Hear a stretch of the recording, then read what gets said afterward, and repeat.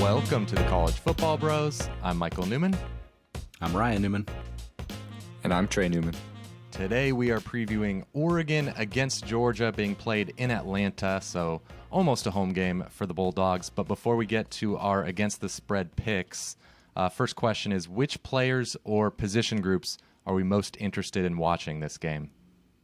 Yeah, I don't think I'm going to be the only one with this opinion here about to follow here, but to me it's the line play of Oregon's offensive line, Georgia's defensive line. How's that going to look like? How's that's going to go down? Last year, Georgia's D-line, it just smothered people. It was an elite group that really just did not give opposing offenses a chance. They just could not stand up to them. This year, I mean, they should still, of course, be really good. They have some very talented players back, Jalen Carter in particular. But it's just hard to imagine that they're going to be as dominant as they were. And Oregon, going on the flip side, their offensive line, they got everybody back. And they had a pretty decent run game last year. I think it would be an improved group this season. So if the Ducks can just hold their own against that Georgia defensive line, maybe just if they could just get it a wash, consider it neck and neck, that would be a huge success. And I think this could be an interesting game. If they're able to move the ball a little bit on the ground, that would be vital for them, because I don't know about Oregon's passing attack with Bo Nix. That's a question. So if there's no running game to be able to lean on at least a little bit, this should be a blowout. But so that's the determining factor in the game. If Georgia dominates the line play, good night. Okay, I'm looking forward to that too. You brought up the question mark of Oregon's passing game, and that's what I'm looking forward to seeing, just because, presumably Bo Nix is going to be the starter transferring from Oregon. It hasn't been announced, but we're all kind of assuming that. And I think this Oregon team has all the pieces to be a potential dark horse playoff contender, except that passing game is questionable. Bo Nix has been inconsistent throughout his career. Not terrible, but yeah, I guess inconsistent. And the receiving core for Oregon has talent, a lot of talent, so there's upside there, but there's no proven playmakers. We'll see if Troy Franklin, Dante Thornton, someone else steps up. Those two guys, could certainly do that as sophomores, but remains to be seen. Yep. All right. Well, those are two good groups to look at. I'll just go the other side. I'll say the Georgia receivers, mainly because I think the Georgia offense could really take a step forward this year and be more of a strength if the receivers develop and Stetson Bennett continues to improve. Because we know about Bowers and Eric Gilbert at tight end, but at receiver, they lost Jermaine Burton to transfer. You got young A.D. Mitchell. He was big in the national title. Ladd McConkey's back. Maybe Blaylock or Jackson develop this year and maybe in this game. So if the Georgia receivers have success against a good Oregon defense, then it could be a tough game for Oregon. All right, let's get to our against the spread picks here. Georgia is favored 17, pretty big spread.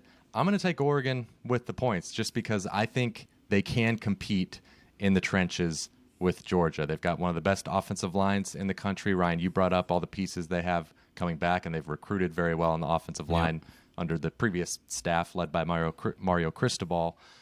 So I don't think Bo Nix is going to be running for his life. I think he'll be able to make enough plays, and even when he has good ability to improvise, so that gives him a puncher's chance as an underdog. And I think they'll have just enough success running the ball to not get blown out. Like, I'm not picking them to win the game or even necessarily be super close at the end, but 17 points, I think they can stay within that, especially because Dan Lanning inherits really talented players on the defense, like especially at linebacker led by Noah Sewell. They're just loaded there. I think they'll get enough stops to keep it within a couple scores. Yeah, I'm with you. And, I do know it's practically a home game for Georgia in Atlanta, but and of course they're the defending champs, but it just feels like too many points. Oregon, remember, they weren't intimidated last year when they went into Columbus and beat Ohio State. Georgia, they obviously, we've touched on, they lose a lot on defense, but that being said, they'll be just fine this year. And then the Ducks, they need the good Bo Nix, and I think the new scenery could potentially help him. And then you also, Michael, you brought up Dan Lanning. He's obviously familiar with Georgia, so maybe they could use that to somewhat to their advantage.